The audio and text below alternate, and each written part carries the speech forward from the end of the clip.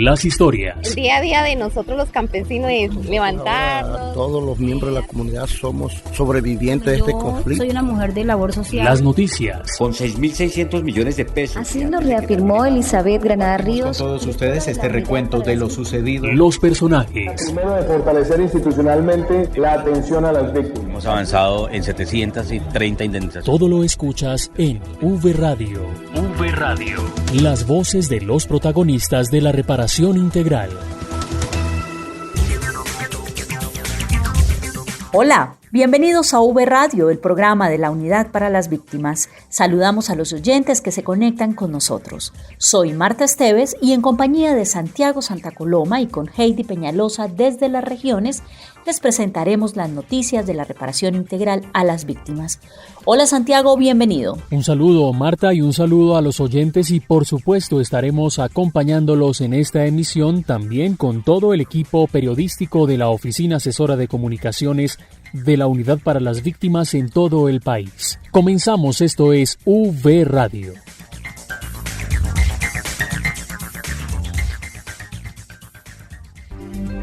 En V Radio, la esencia de la información. Los avances en atención, asistencia y reparación integral a las víctimas.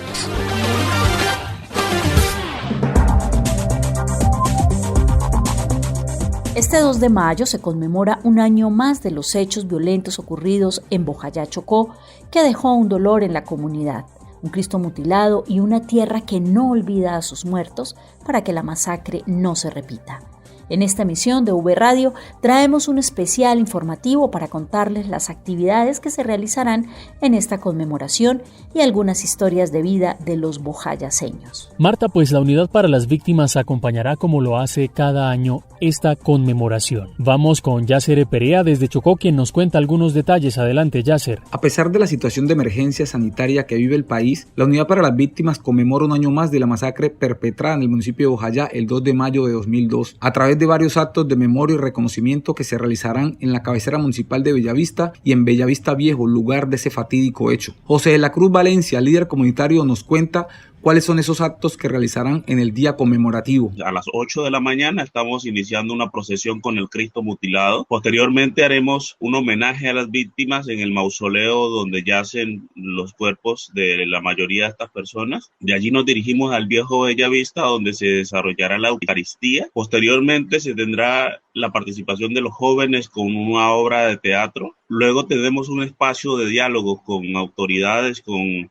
funcionarios como el director de la Unidad para las Víctimas, el ministro del Interior, la representante a la Cámara María José Pizarro, el grupo de testigos, delegados de los comunes, Emilio Arcila, para justamente hablar sobre los proyectos relacionados con reparación de víctimas, con la implementación de los acuerdos, con la consolidación y la construcción de lo que es nuestro lugar de memoria para Bojayá. Por su parte, Vanessa Palacios, directora de la unidad en la territorial Chocó, hace un balance de las acciones que se vienen adelantando con los sujetos de reparación colectiva del municipio de Bojayá, de acuerdo con los compromisos pactados. Venimos avanzando con los procesos y con el apoyo de proyectos de infraestructura social y comunitaria que coayudan y que contribuyen a recordar la memoria de esas víctimas fallecidas. De igual manera se viene acompañando a través del proceso psicosocial, a través de esa reparación integral. Contamos con 3 sujetos de reparación colectiva, los cuales hemos ido avanzando en cada una de las acciones descritas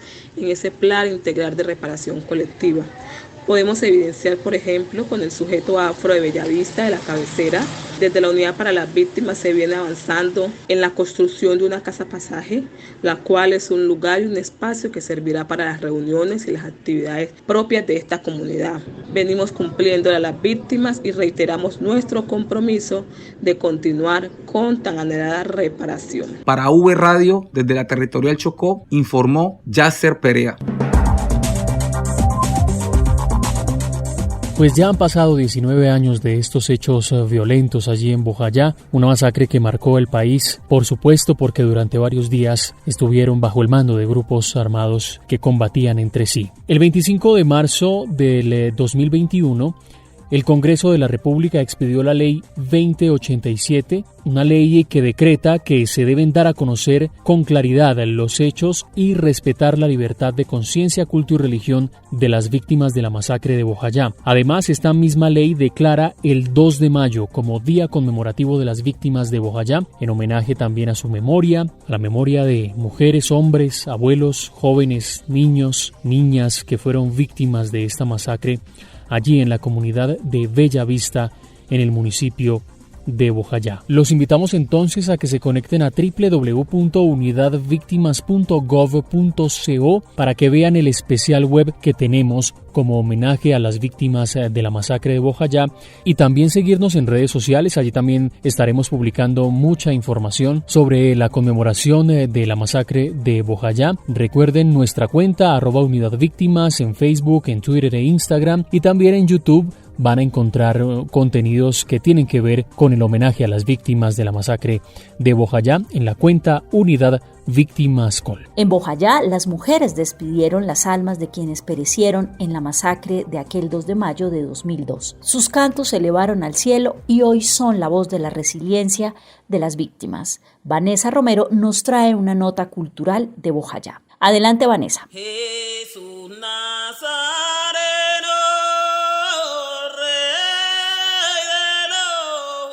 Los saludos desde Bogotá, compañeros, a ustedes y a las personas que se conectan a esta emisión en este momento. Y exactamente, las cantadoras son unas de las principales referencias de esta población que se levanta con ahínco y orgullo de las cenizas de un conflicto que se llevó a sus seres más queridos.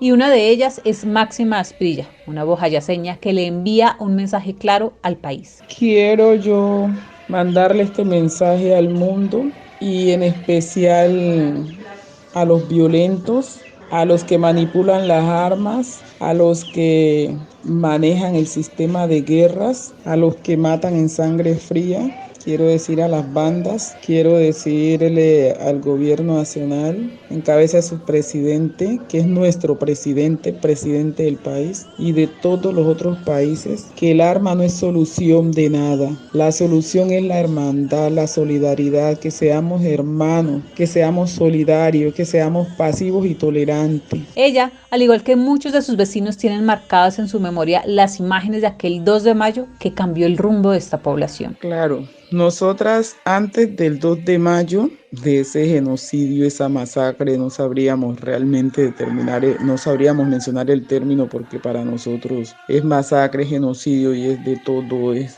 acabar con un pueblo, una raza, un municipio. Nosotros cantábamos para los muertos y cantábamos para las personas que fallecían. Eran los alabados ancestrales de la cultura negra. Después del 2 de mayo empezamos a componer letras para contarle al mundo qué estaba pasando en Bojayá.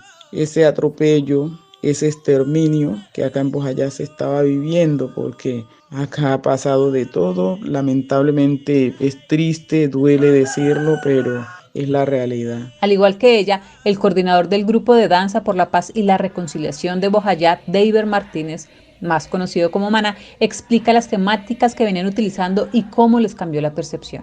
La temática que utilizábamos antes de lo del 2 de mayo era bailar danzas tradicionales. Solo se bailaban danzas tradicionales de mucha alegría. Después de lo ocurrido del 2 de mayo, los papeles que buscan las danzas y los bailes en la reconstrucción de la memoria, creamos danzas que mostraran la tristeza que dejó reflejado lo del 2 de mayo.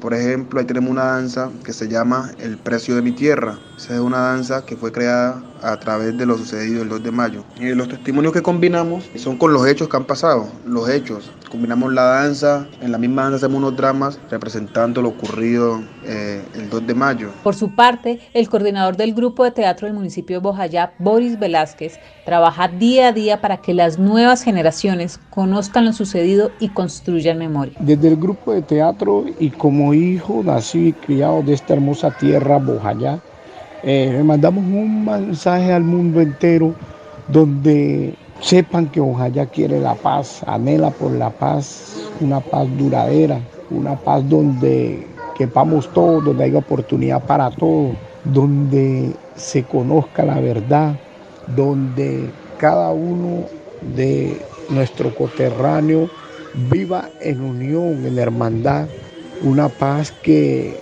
también sea el desarrollo para nuestras comunidades, que puedan salir del pantano, como dice uno vulgarmente. Así pues, estos son solo algunos de los fragmentos de las entrevistas que nos concedieron para el especial que saldrá publicado este fin de semana y que puede conocer en su totalidad en la página web www.unidadvictimas.gov.co y en las redes sociales de la unidad. Se despide de ustedes Vanessa Romero, no sin antes recordarles que todos estamos unidos por las víctimas.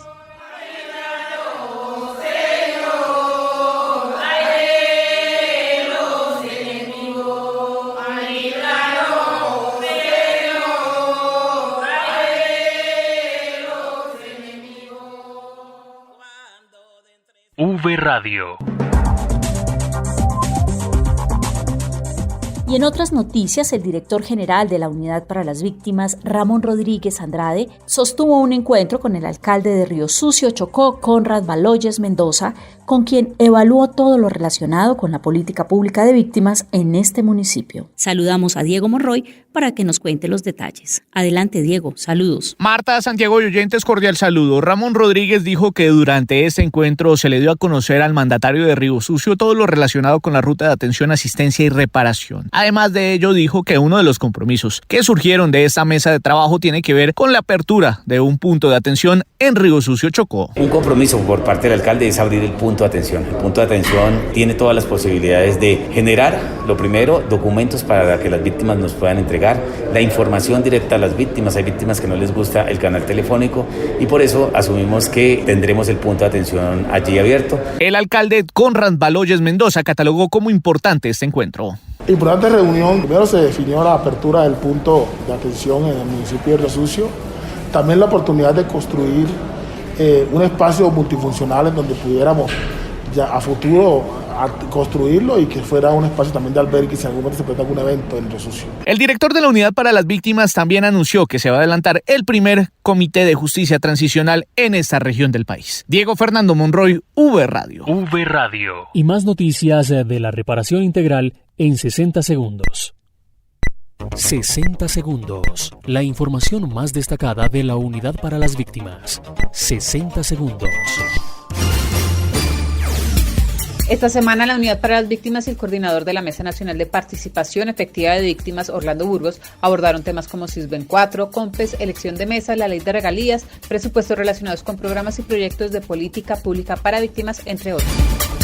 La Dirección Territorial Antioquia inició la ruta de reparación colectiva en beneficio de las 422 víctimas del conflicto armado pertenecientes a las comunidades negras del río Arquía en Vigía del Fuerte.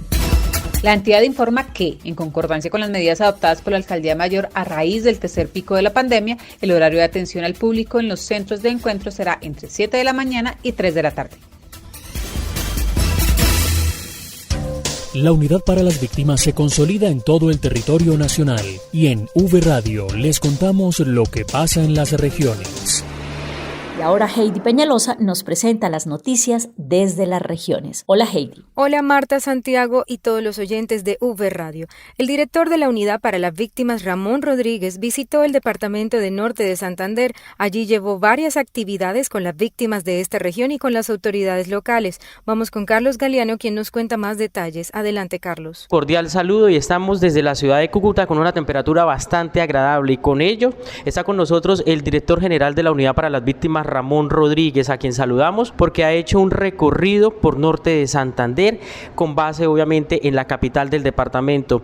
Director, bienvenido a V Radio Noticias y queremos que nos cuente cómo le fue a los entes territoriales en ese proceso de certificación. Bueno, muchas gracias. Sí, estamos aquí en el departamento de Norte de Santander, muy contentos de estar en Cúcuta. Nos ha colaborado el clima, ha estado lloviendo, pero qué bueno poder estar atendiendo y cumpliendo la agenda. Lo primero, las certificaciones, 12 municipios con certificación ejemplar, la gobernación también. Lo que hemos hecho, el llamado es el reconocimiento a esos 12 municipios, pero también el llamado a los otros municipios que han recibido la capacitación técnica frente al fortalecimiento de ese reporte que hay que entregar para recibir la certificación.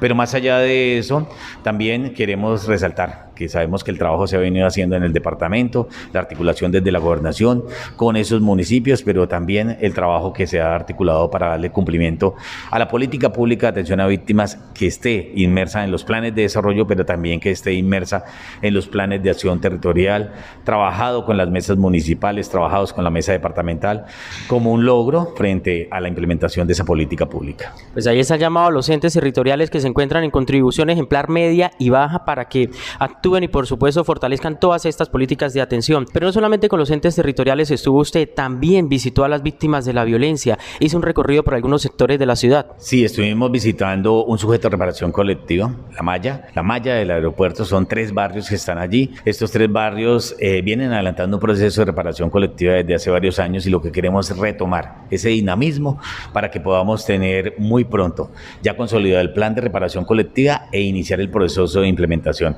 Era escuchar a ese comité de impulso, cuáles eran sus inquietudes, cómo podíamos reactivar nuevamente todas las actividades, porque reconocemos que hay avances frente al proceso de reparación colectiva, pero hay que nuevamente recargar baterías, volver a iniciar el proceso con toda la fuerza para lograr que ese plan de reparación colectiva lo tengamos en el menor tiempo posible. Por eso ratificábamos allí el compromiso de la unidad, de los profesionales de la dirección territorial frente a la reparación colectiva, e hicimos una labor también que va muy de la mano con todas las actividades que hace de carácter misional la entidad, que fue la entrega de donaciones. Entregamos paquetes de donaciones a este comité de impulso, les explicamos qué era el alcance de las donaciones, pero que no podíamos perder de vista que el objetivo principal de nosotros es trabajar en la reparación colectiva y que fruto de eso pues vendrán toda la implementación de las medidas que beneficia a este sujeto de reparación colectiva. Finalmente, con los entes territoriales de Norte de Santander y Cúcuta, usted se reunió con el gobernador Silvano Serrano, con el alcalde de la ciudad Jairo Yáñez. ¿Y cuáles fueron esas conclusiones y los logros importantes de este encuentro para fortalecer la política de atención a las víctimas?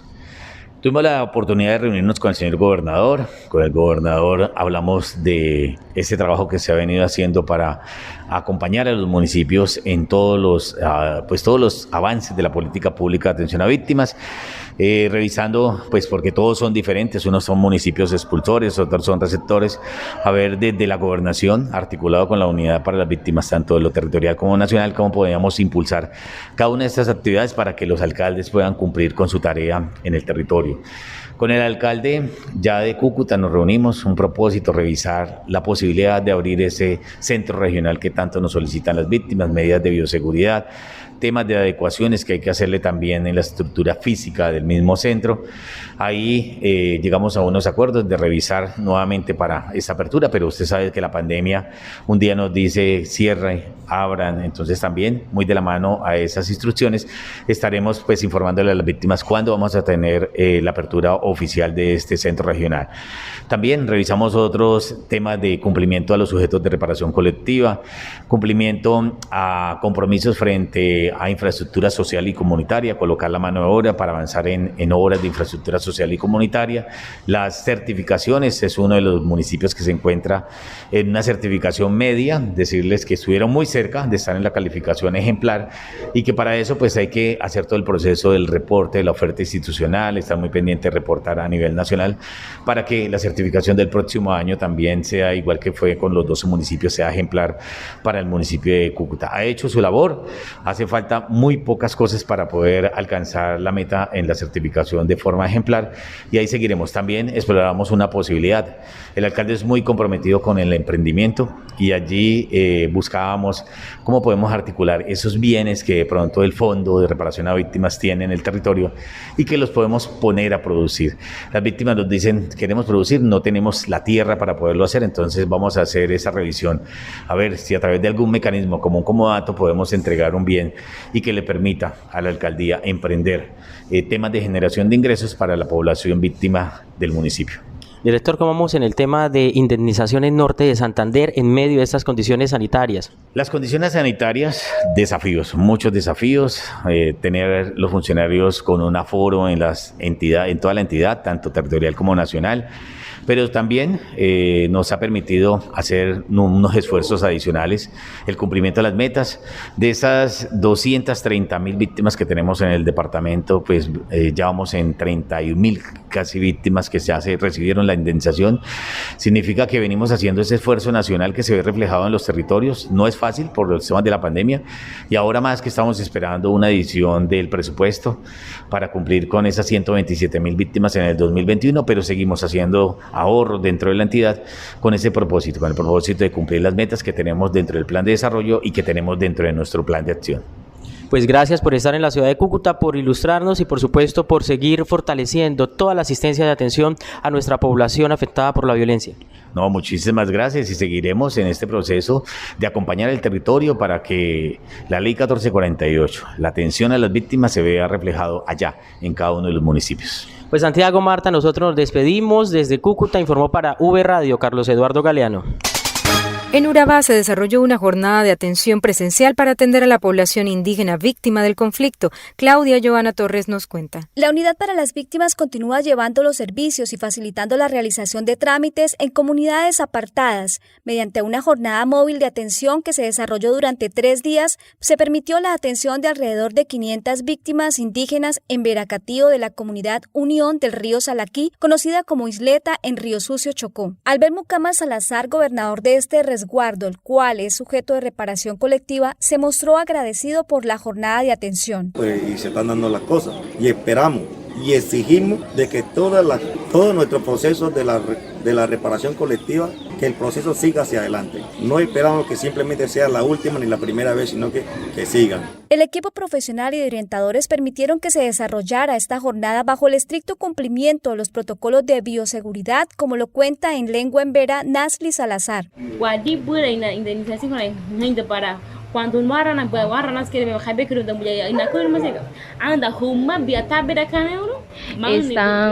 la jornada de unidad de víctima está haciendo actualización de documento a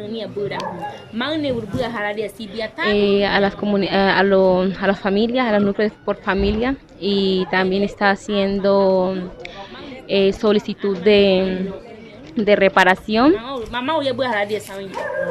y notificaciones y novedades del núcleo familiar, que alguna novedad, donde participan diferentes comunidades pertenecientes a este resguardo, como del río Salaquí Pabrandó y Yarumal y el Barranco. Esa territorial continuará avanzando con la estrategia de jornadas móviles para facilitar el acceso a los servicios y trámites de las víctimas de la subregión del Urabá antioqueño y el Darién chocuano. Desde la territorial Urabá Darién, para V Radio informó Claudia Torres. Recursos recibidos por la reparación económica serán utilizados por la familia Pacheco del municipio de Dolores, en Tolima, para emprender un proyecto de apicultura y mejorar la producción cafetera de su finca. William Peña con la nota. Bueno, hoy la vida ha mejorado mucho en cuestión de ese orden público. ¿Para qué van a ser desagradecidos? Con el acuerdo de paz ha servido siempre mucho. Ya puede uno transitar y hacer cosas más libremente, para transitar a cualquier hora. Hacer un proyecto, se sintieron más en confianza. Él es Jacob Vladimir Pacheco, un joven agricultor del sur del Tolima, quien junto a sus padres y 3 hermanos recibió la indemnización por parte de la Unidad para las Víctimas. Hoy los pienso invertir en el mismo proyecto de lo que estoy haciendo, el proyecto de agricultura con cafés, cacaos. Proyecto al que le apostará igualmente Luis Emilio Pacheco, padre de Jacob. Que pues es proyecto por ya tener suficientes bosques para hacerlo, y nos ayuda a la floración de los cafetales que tenemos, pequeños cafetales porque no son muchos. De todas maneras, el gobierno sí está cumpliendo, o al menos a mí me está cumpliendo. Como ellos, en la más reciente jornada de reparación económica realizada en el Tolima, la unidad indemnizó a 149 víctimas por un valor total de 565 millones de pesos. Para V Radio informó William Peña Gutiérrez. En el departamento de Córdoba, la Unidad para las Víctimas realizó una jornada de entrega de cartas de indemnización. Los detalles con Jessica Mora. La Unidad para las Víctimas en Córdoba realizó jornadas de entrega de 168 cartas de indemnización durante los días 26, 27 y 28 de abril por un valor cerca de 1.709 millones de pesos, que fueron recibidos por familias víctimas monterianas. Yomaira Fuentes y Luz Naranjo, beneficiarias de estas entregas, agradecen a la entidad por recibir este beneficio que les aportará al mejoramiento de sus viviendas. Hoy estoy recibiendo la ayuda del gobierno, gracias a Dios, porque con los recursos vamos a mejorar nuestra vivienda. Estamos muy contentas y bendecidas por recibir esta indemnización por parte de la Unidad para las Víctimas, ya que nos permitirá hacer mejoramiento de nuestra vivienda, el cual mis hijos disfrutarán. Durante este espacio, la unidad cumplió con los protocolos de bioseguridad y convocó a las entidades del Estado como SENA, Colpensiones, Distrías, Fondo Nacional del Ahorro, Alcaldía de Montería, Oficina de Vivienda y Proyectos Productivos para que socializaran sus ofertas y programas en beneficio de los sobrevivientes del conflicto armado. Desde la Territorial Córdoba, informó Jessica Mora. En V Radio, la oferta institucional para las víctimas, vía Esnarí. Y la oferta institucional para las víctimas vía Esnarib nos la cuenta Freddy Arengas. Adelante, Freddy. Hola, compañeros, un abrazo para ustedes y para todas las víctimas del conflicto armado y mucha atención a la población víctima del conflicto, especialmente aquella organizada y que hace parte de algún grupo étnico, pues el Ministerio TIC amplía el plazo para que las comunidades étnicas radiquen sus propuestas a la convocatoria de emisoras comunitarias con enfoque étnico diferencial. El Ministerio TIC continúa con el compromiso de promover espacios que disminuyan las barreras de acceso a la información. Por esta razón, se amplió el plazo hasta el próximo 7 de mayo a las 11:59 de la noche para que las comunidades étnicas organizadas puedan cargar y radicar sus propuestas en el micrositio y así continuar con el proceso para lograr una de las 240 emisoras comunitarias que se entregarán este año. Esta información la entregó la ministra de Comunicaciones de MINTIC, Karen Audinen. Es la información de oferta institucional con Freddy Arengas, oferta que presentan las entidades del Esnarib. Un abrazo para todos. V Radio. Nos despedimos de esta emisión recordándoles que visiten nuestra página web www.unidadvictimas.gov.co para que conozcan estas y otras noticias de la reparación integral a las víctimas. Y recuerden seguirnos en redes sociales, en Facebook, en Twitter e Instagram en la cuenta Unidad Víctimas y también en nuestro canal de YouTube en la cuenta Unidad Víctimas Col. Estuvimos con ustedes Marta Esteves, Heidi Peñalosa y quien les habla Santiago Santa Coloma. Hasta pronto. V Radio, las voces de los protagonistas de la reparación integral.